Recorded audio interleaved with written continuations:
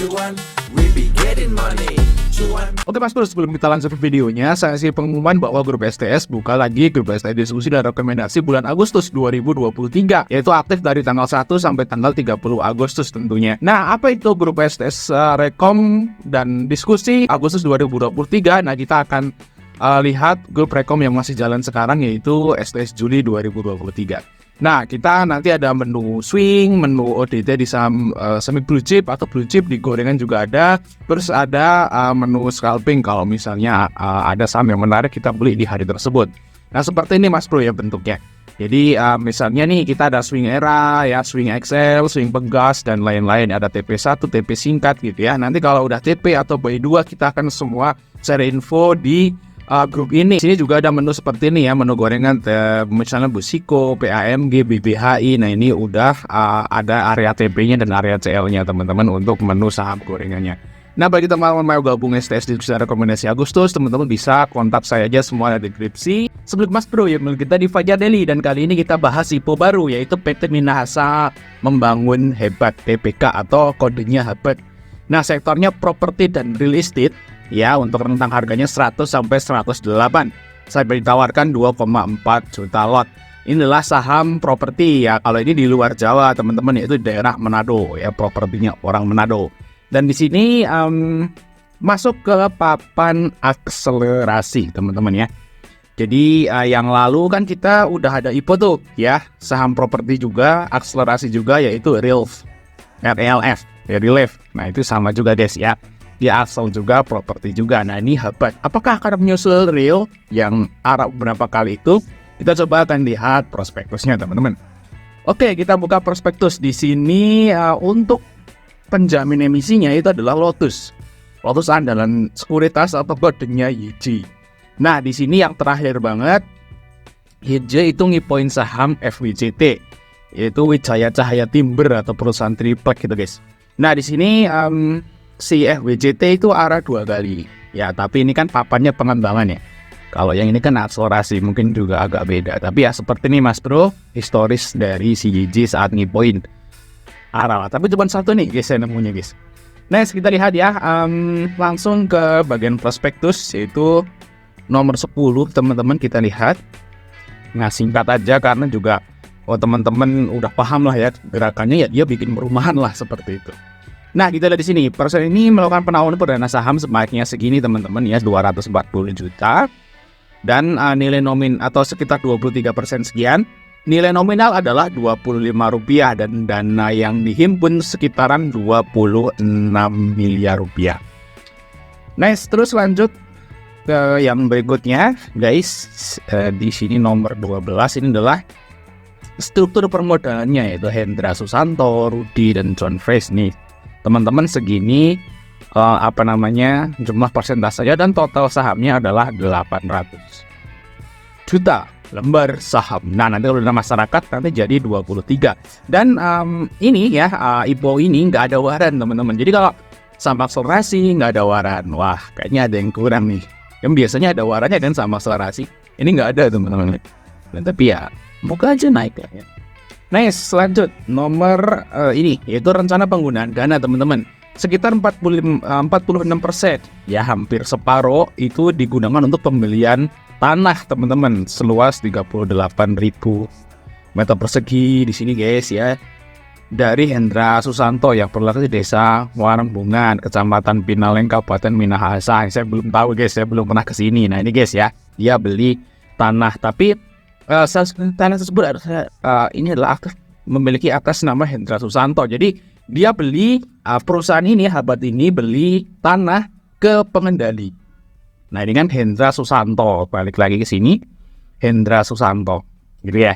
Jadi dia membeli tanah milik pengendalinya sendiri. Nah, terus dia beli tanah lagi seluas ini 1.300 hektar ke John Fresh. John Fresh di sini juga pengendali ya, atau salah satu pemegang saham di sini. Terus yang selanjutnya seluas 1.000 meter persegi punya John Fresh juga di Malalayang. Nah, total nilai tanahnya adalah sebesar segini teman-teman.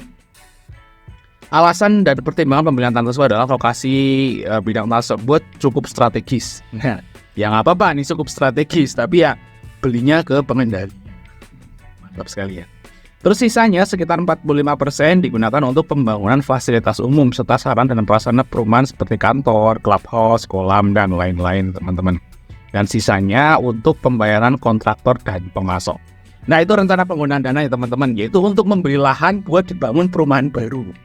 Tapi tanah yang dibeli itu milik pengendalinya, jadi masuk ke kantong-kantong dia juga. Seperti itu guys ya. Next, lanjut nomor 12. Lihat nomor 12. Di sini laporan keuangan dan konsolidasian teman-teman. Nah kalau kita lihat total asetnya, kita langsung ke sini ya. Total asetnya nih dari tahun ke tahun terus naik ya teman-teman ya. Nice, oke. Untuk total hutangnya menurun. Betul ya. Jadi asetnya naik, hutangnya turun. Jadi emang berarti artinya ya perusahaan ini perumahannya laku, gitu ya. Jadi asetnya mau naik nih, tapi hutangnya malah turun. Berarti kan bagus. Nice, terus lanjut yaitu bagian sini, ini laba kotornya teman-teman. Ini kan sampai 31 Desember nih 2 tahun doang nih. Yang udah full. Ini kalau kita lihat laba kotornya naik lumayan banyak teman-teman. 2021 cuman 6 miliar. Nah tahun 2022 itu 20 miliar. Naiknya banyak ya, lumayan. Terus ini sampai 5 bulan ya, tanggal 31 Mei itu segini. Dan di tahun 2023 ini juga lumayan banyak, naiknya double dari tahun 2022 teman-teman. Jadi kalau kita lihat dari sini teman-teman, laba kotornya tuh naiknya double. 2021 double 2022 dan 2023 diperkirakan double 2021. Mantap ya. Nah, kita lihat di sini juga laba rugi tahun berjalannya juga seperti ini teman-teman ya. 2 miliaran sekian. Dan kalau kita lihat, kalau kita setahunkan ya, di sini kita habat setahunkan itu sekitaran 5 miliaran teman-teman. 5,6 M.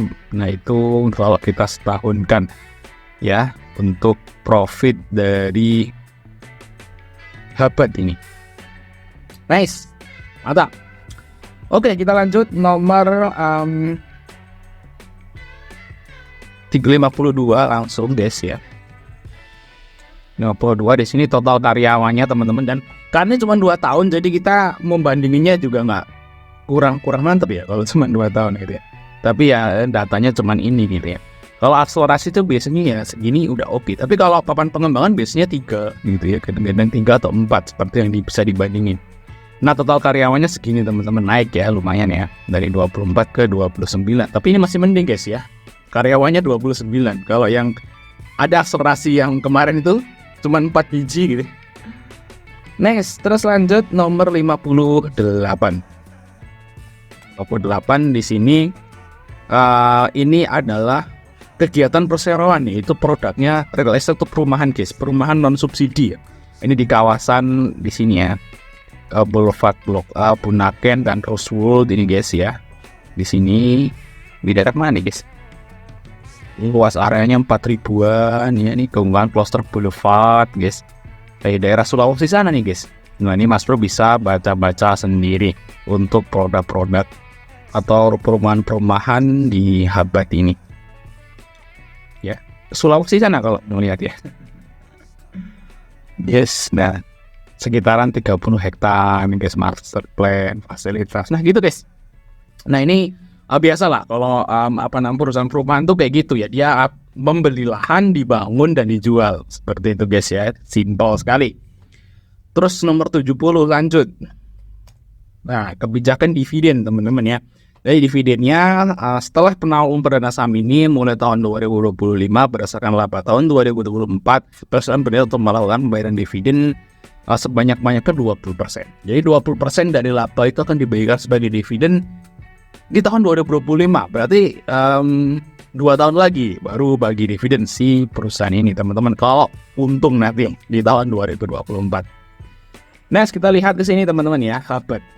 Nah, ini kan profit dari bulan Mei ya, 5 bulan. Nah, kalau kita setahunkan profitnya jadi segini. Nah, kita baca yang setahunkan teman-teman, karena teman-teman suka yang perkiraan setahun gitu ya. Kalau kita lihat di sini harga bukunya 48 teman-teman. Nah, harga bukunya 48.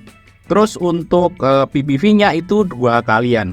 Nah, kalau kita bandingin dengan Realf ini PBV-nya nyaris 4 kali.